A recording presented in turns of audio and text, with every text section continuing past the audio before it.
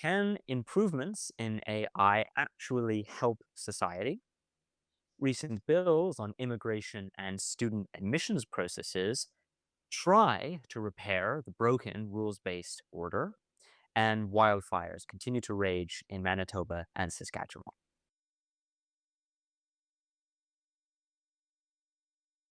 Welcome to Radical Priorities. I'm Aidan Clark. I'm Ben Parkins.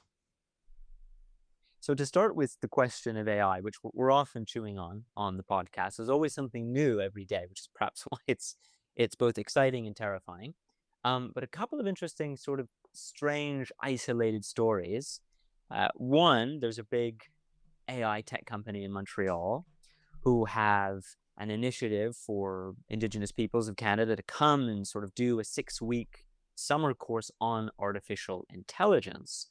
But there's a variety of reasons and funding structures behind it. But there was one story in particular about an Indigenous lawyer who wants to use artificial intelligence to reduce the workload of law firms who are assisting Indigenous peoples or nations with their legal cases, um, so that the fees, sort of en masse or across the system, can be reduced, leaving more money for the Indigenous peoples or nations to spend on vital issues in their community, which is a funny use of AI. I mean, it It's sounds yeah. it sounds good on the surface. I'm curious what your take is on it though, because I think we're pretty critical of AI by and large. Obviously, I think on the surface that sounds great. That sounds like a practical, ethical use of AI. But I think it's Well, it's easy to find some issue with it. well, it's funny because it borrows older political language. I mean, dare I say that the word, sort of colonialism and colonization is a word that maybe made sense 3 or 4 months ago, and is a word with a lot less social capital now. And this is one of, again, ostensibly at least, the frameworks that sort of MILA themselves are using to organize these kinds of initiatives. And it's funny that, again, people would put AI and anti-colonial strategies on the same side. Mm. And of course, with the counterpoint being, well, if we don't learn how to make use of artificial intelligence, or we don't write the right frameworks, they're going to continue the program of colonization. And I think this is already the wrong approach in terms of evaluating what the danger is with AI. And I think this idea of we're not addressing the social robustness of the issues often being decided in the first case by these by legal society, which means,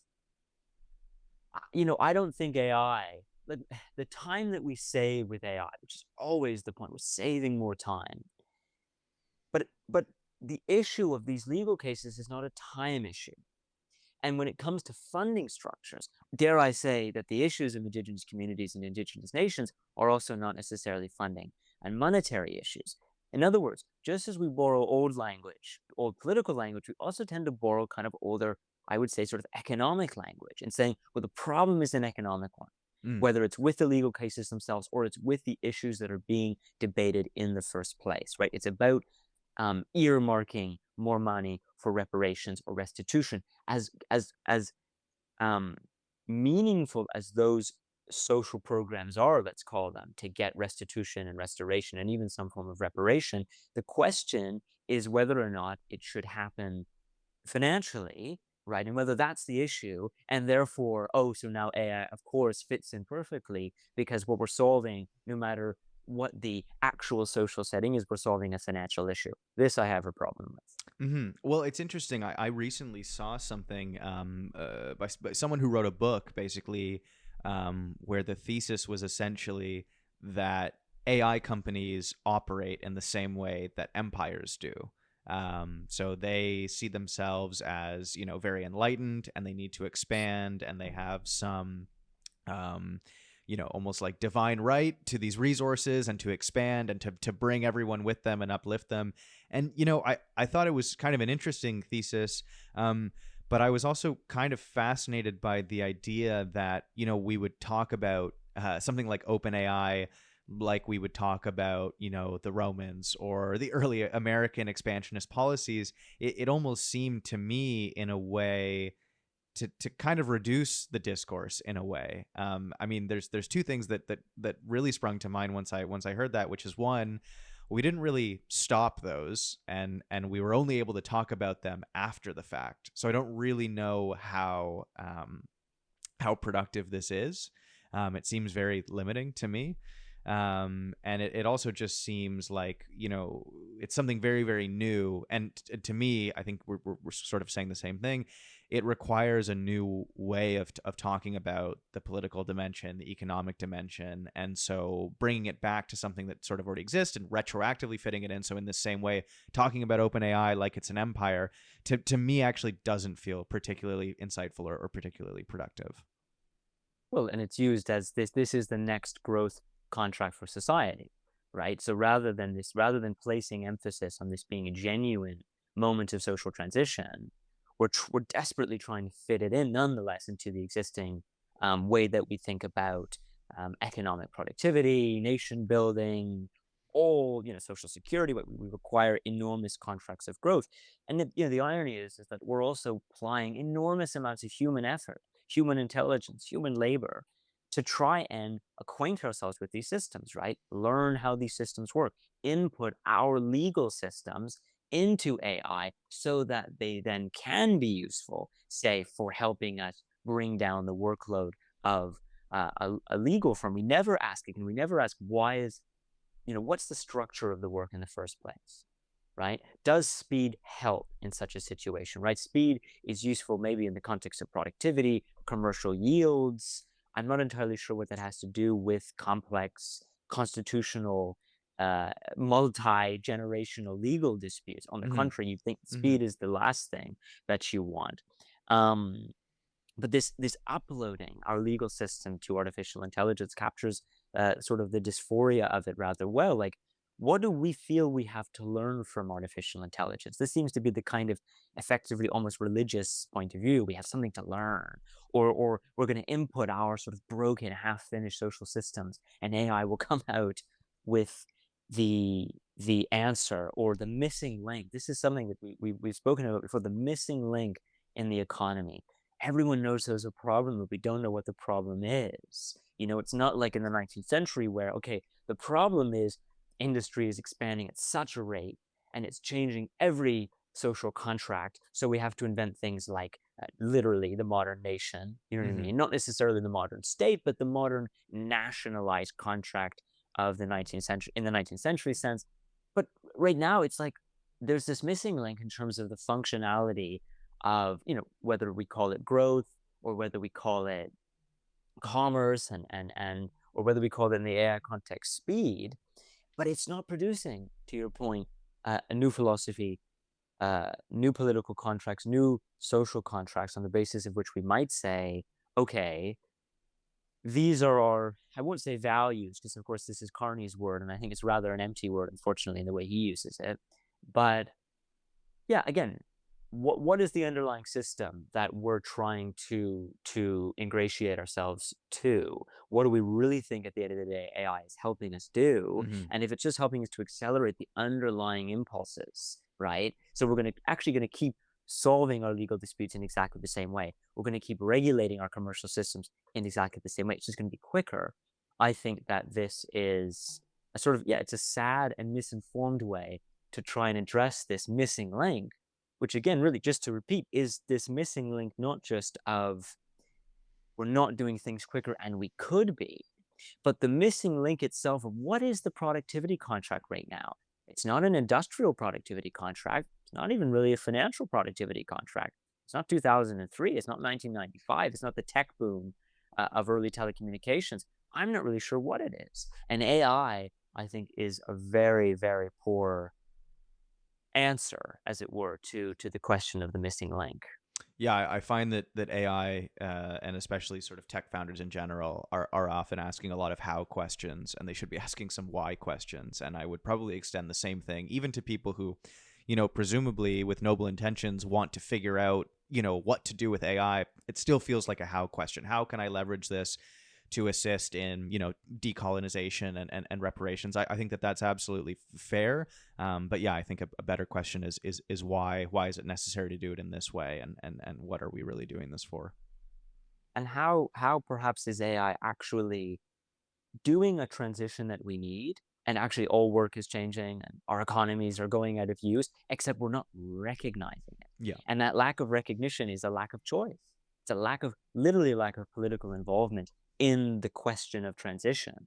So the transition is kind of happening sort of mechanically, but since it's only happening mechanically, again, we're not building the politics for it. And therefore, people, I suppose, are delusional enough to believe that, okay, no, it's simply, again, an expansion, almost to your point about empire, an expansion of the underlying structure.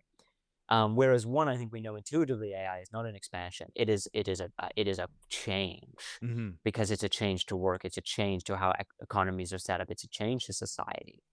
But because our participation in it remains so unconscious, and yet we also have this unconscious need for a transition, for philosophy, for politics, etc.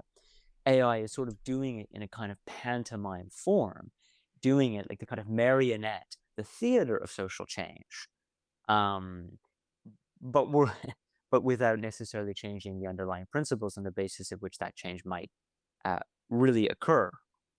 And to that point, I mean, just let's look to students right now. Another good example, and an interesting sort of isolated story, is that students making use of artificial intelligence not in the pessimistic way in which it is usually portrayed, right? They're using it to cheat and bypass academic standards, but no, this sort of optimistic view that is emerging recently about artificial intelligence. Oh, no, they use it to break down the critical terms of complex articles, or they literally turn uh, uh, slides or text or books into AI podcasts. AI will summarize it, and then literally using the AI voice, you can have. But it's this question of speed again. Hmm. It's speed without addressing the underlying issues. How so? Well, speed in that students, for some reason, feel they need to go quicker. They feel like their missing link is this speed question. If only I could go quicker. They feel the pressure, but they're not addressing to what extent that pressure is artificial or generated by the bad solutions we have. An example of that would be, why are students having to read so many articles? Is that necessarily good for academic engagement? And how about those articles themselves? Go look at the status of research culture in universities right now. Hmm. Right, publish or perish. So presumably, there's not only a glut of articles, research papers that you have to read, there's a kind of research article inflation. The articles mean less and less. There are too many of them. And I would say, probably very few problems are being properly frameworked. Very few problems are being solved. And just like with the question of legal disputes, where, time and money are not necessarily the issue right now, but it's the philosophy at work that is at issue. And I would say the same thing in the education system, like the philosophy is at issue. Yeah, I mean, well, this is sort of the thing with how it calls everything into question is I understand the criticism. Obviously, I don't think anyone should be writing their essays with AI and turning them in, but there's an element of it that makes me think that if the students sort of know that they can kind of BS their way through their degree, and really what they want to get back is a lot of free time, is I want to be able to enjoy my university experience, whatever, I'm young, I'm in the city for the first time, et cetera, et cetera. But they also sort of know that the side of the contract that they're fulfilling is a little bit bullshit, because they can, easily churn out an essay. They know that the article, I mean, they probably know this about the articles, that it's publish or perish. I mean, we've even seen some academic articles come out that have, you know, ChatGPT, please make sure to include, APA citations at the bottom of this paper or whatever. We've even seen the people on the other side. But I think it's also the fact that, they know that they're not guaranteed anything because of their university degree anymore in many, many cases. I mean, unless you become basically a doctor or a lawyer at this point, it's very, very difficult to guarantee what would have been expected of a university graduate even 20 years ago, pre-2008. And Mm. so it doesn't Mhm. feel like it seems so understandable that someone would kind of cash in on not fulfilling this in this way. Um, And that's really what we should be talking about, is calling into question sort of all of it. Well, there's no question we have to talk about the urge, the more pessimistic, more cynical urge to get through it, because there's this awareness, as you say, that the system seems to be broken. Um, but it's also about this optimism, right? It's like it's also about, oh, but AI is the answer. Mm.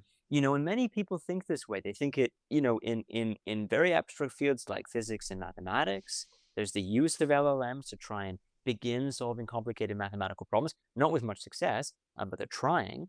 Or there's the attempt, when you look at, university administrations or government services, Mm. AI is the missing link. It's speed that's been the problem. Nobody asks why all of a sudden things have become so expensive that we can't afford human beings. Um, and two, that I would say, a student who would like to make use of their time, their spare time, the very sad thing is they don't have spare time. Even the time that they spend, not necessarily doing work for university, isn't very meaningful time. How do you feel about yourself if you're not even a student, right? If even that social identity feels like fraud, Mm. right? Sort of social fraud, generalized fraud. It's not a mistake you're making. It's a mistake on the system's part to know what to do with you, to give you something to work on and something to think about. In that sense, I don't think that these students, time itself kind of collapses when you don't really have some of these social contracts to help people understand what their time is. Again, AI won't mean more free time, as I think we're all recognizing. It'll actually, I think, mean significantly less time, because we won't deal with the issue of why we suddenly have no time, why we suddenly need to do things even quicker, but also learn, a civilization wide amount of knowledge just to retrofit Mm. AI sufficiently to be our assistant, which is the huge sort of quote unquote modern slave labor that will be required to build the pyramids, as it were, that is artificial intelligence, labor which will not be included in anyone's calculations, right? Because and it'll be sort of it'll be help produce AI or perish. Yeah. You know what I mean? And we're all doing it automatically, right? Students are making use of artificial intelligence, which means they're assisting to refine these models and these algorithms of artificial intelligence. So the people who are moderating or owning or controlling artificial intelligence couldn't care less that the universities are dying, right? Because students continue to use it. Even in the death spiral of the university, there's this there's this sort of wacky postmodern commercial opportunity. Um, those kinds of logics are very pernicious. It's very difficult when free fall becomes somehow a contributor in and of itself, or an attractive investment, or it spikes up the numbers for people's participation in the very sort of mechanisms of their own decline. We definitely don't have the politics for this. Um, Far from it. Yeah. Some recent bills, one from the Ontario government, the other from the federal government. One's a bill for dealing with the question of merit. They want merit in university to be the standard on the basis of which students are admitted. And this word merit, we've seen around the internet, on YouTube, through people like Jordan Peterson. It's a byword for all that we're missing right now. Is an emphasis on merit. And therefore, if we can get merit back, we can get competition back. We can get really, let's say, the rules-based order back. Mm.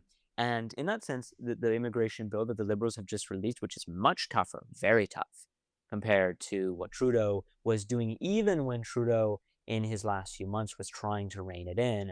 And Mark Miller, the immigration minister, was trying to rein in all the mistakes they had made with temporary foreign workers, and so on.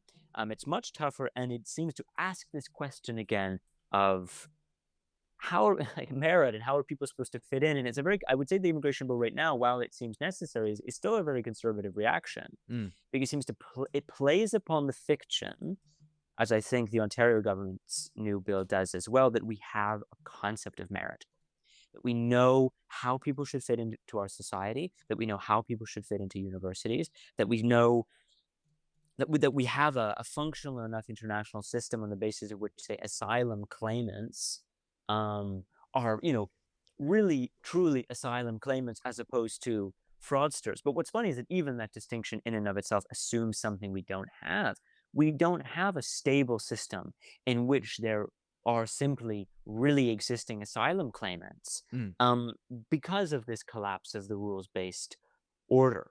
Yeah, so I mean, at this point, how do we judge sort of this kind of nebulous concept of merit? Like, what are the metrics right now?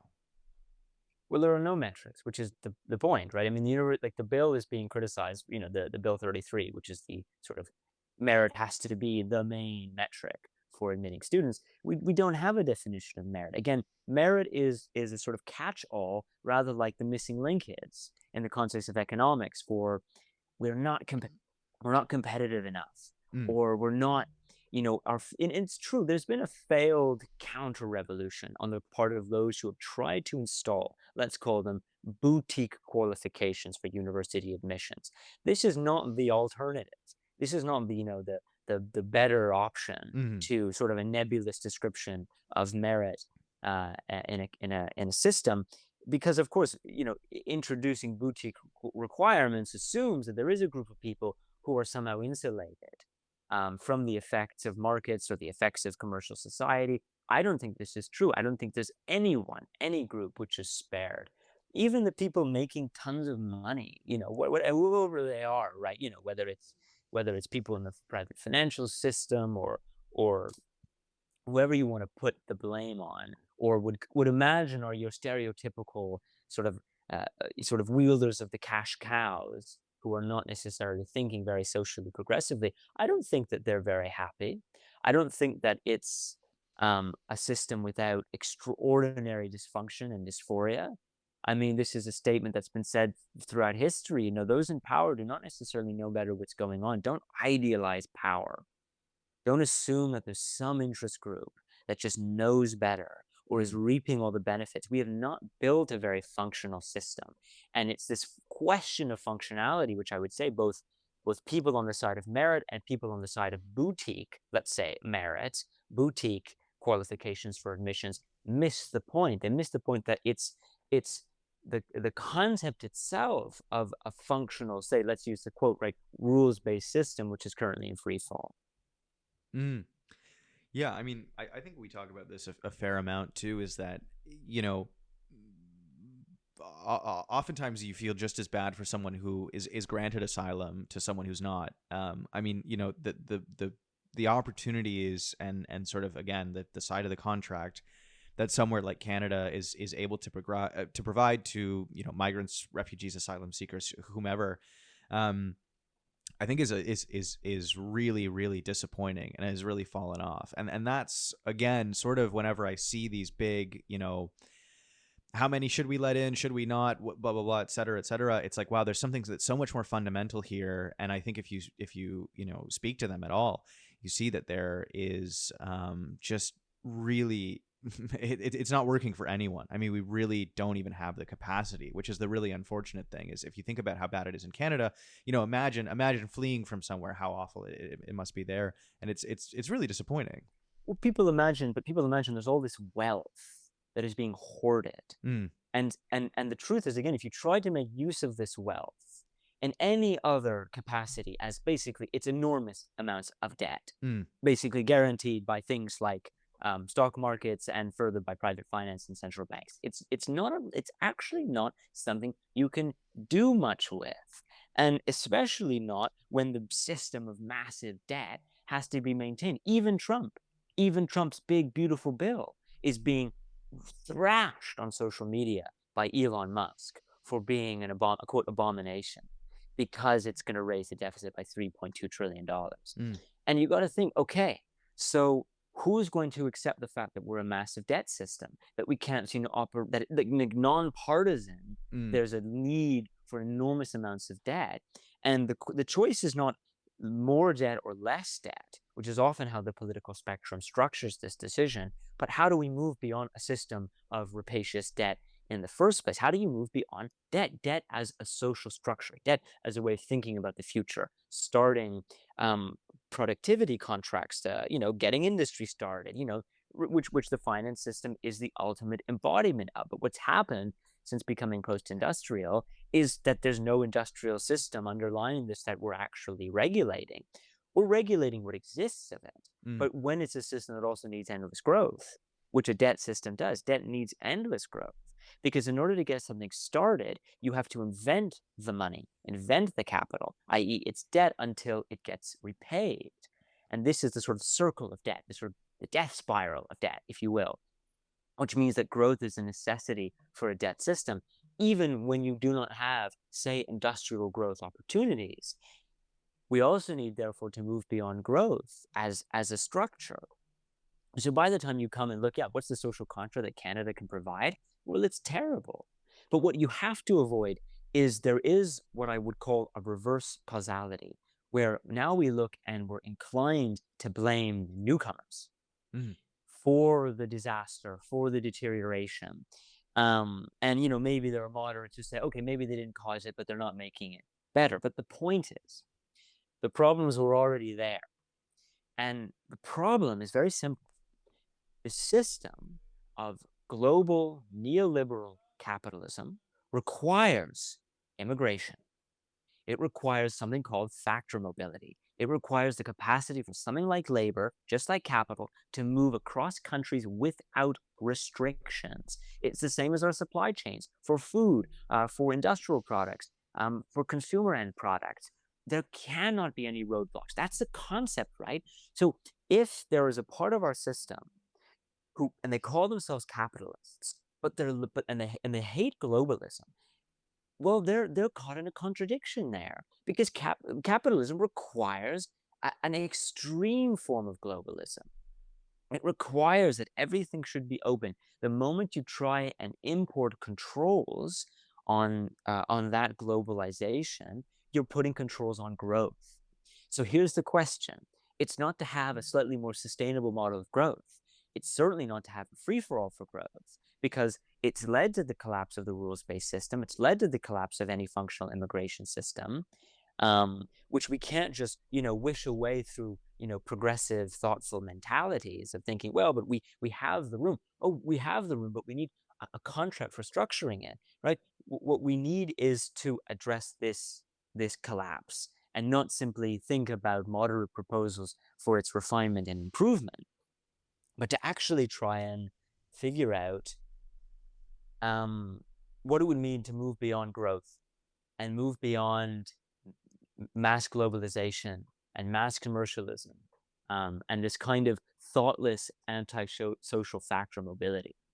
I'll read a quote from today from a guy named Arthur Lamb, who's a former trade and industry advisor, governmental advisor, who sort of gives an interesting assessment more objectively, say, of Canada's situation. I'll read it out now.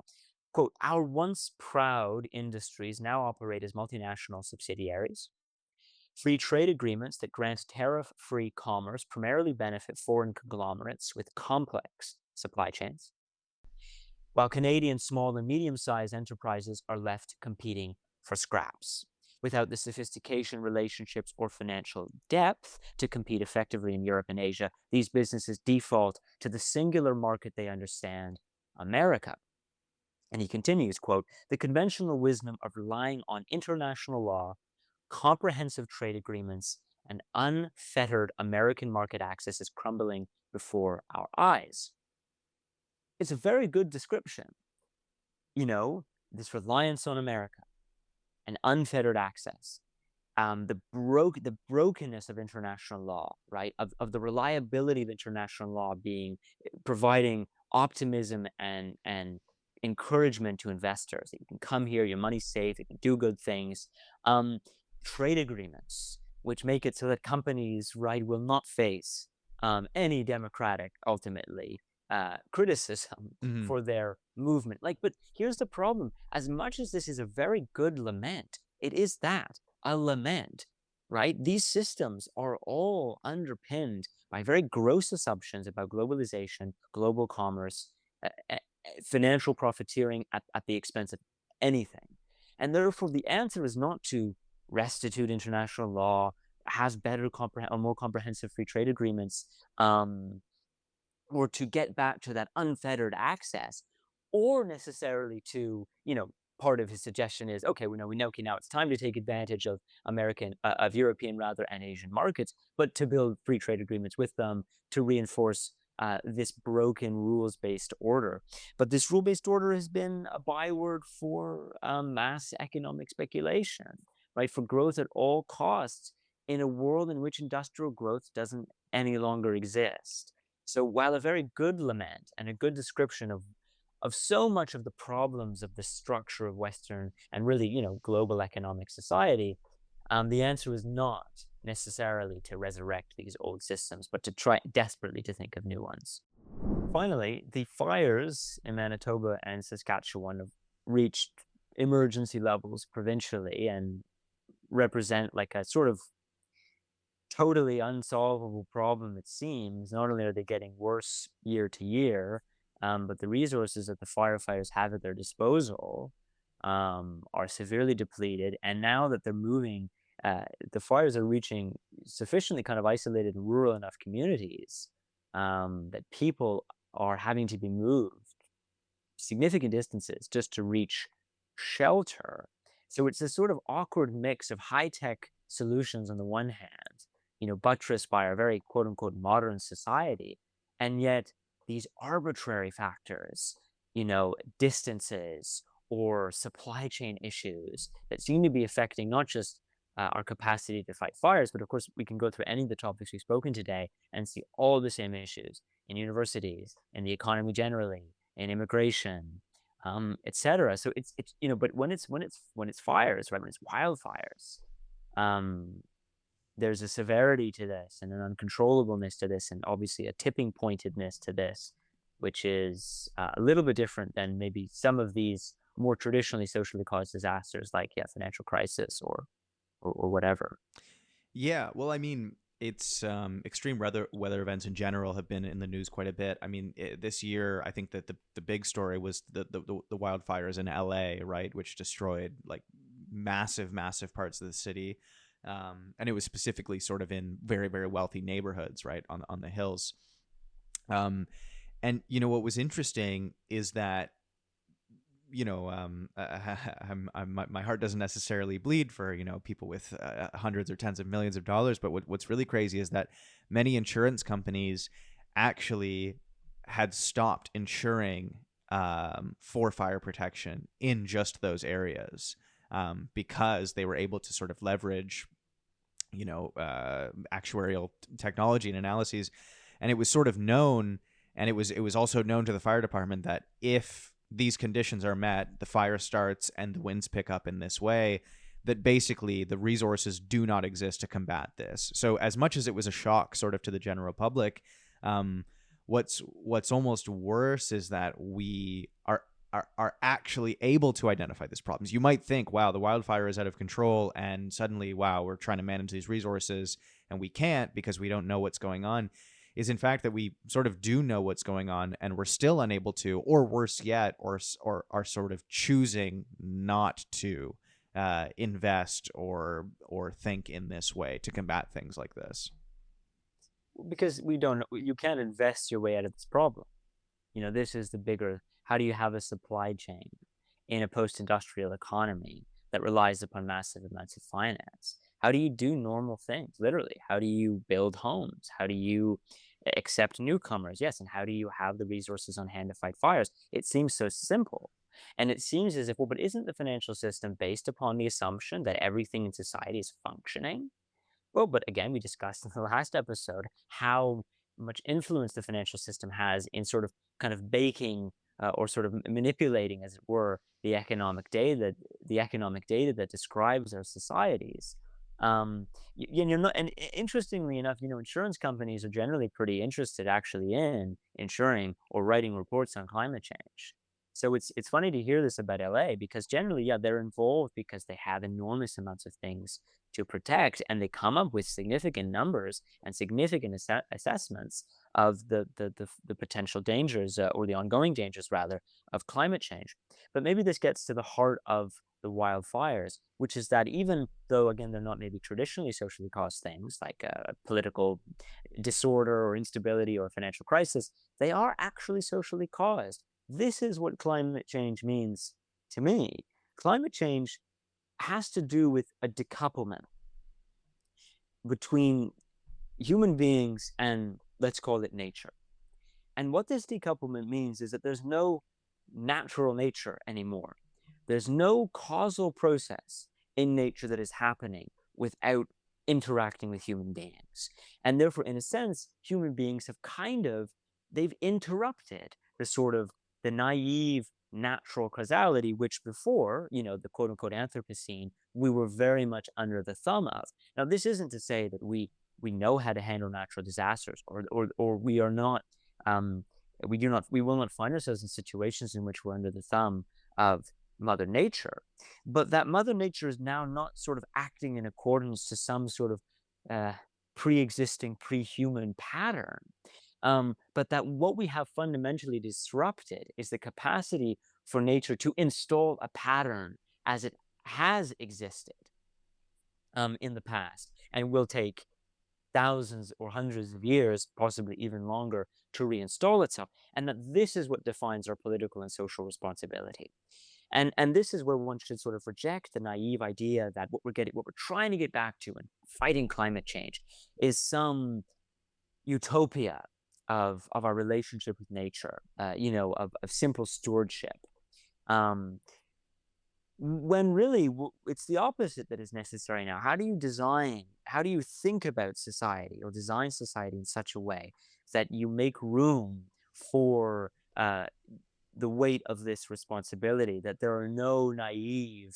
um, there's no naive natural causality anymore. Hmm. There's no natural process that is happening in the world, um, which human beings can just refer to at a distance, rely upon.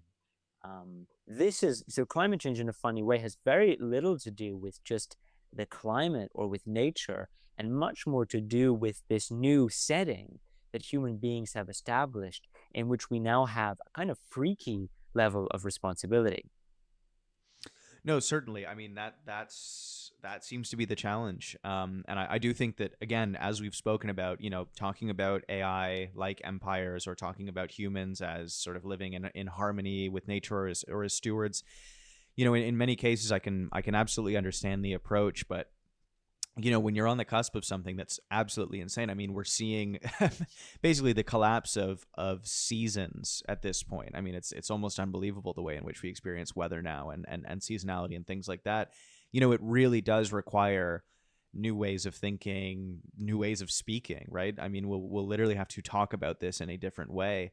And as you said, I mean, it's the way that AI relates to your relationship with time, or your relationship with effort, or the concept of merit. I mean, that just seems to me to be the discussion, is that we're really going to have to start coming up with some new just sort of modes of existing alongside these things, and actually being the driving force behind these things, rather than sort of, yeah, stepping back into stewardship, or submitting to your new god that is AI to run things. All of these things, it just on both ends kind of the political spectrum, and from people who in my mind are operating somewhat nefariously, versus people who are operating somewhat valiantly. It seems that they often fall into sort of the same trap of thinking in this way, and I think that we just have a lot more agency than we think, and we ought to think of ourselves as having a lot more agency in order to start thinking in this way. This has been Radical Priorities, episode 32. I'm Ben Parkins. I'm Aidan Clark. Thank you so much for listening. Goodbye.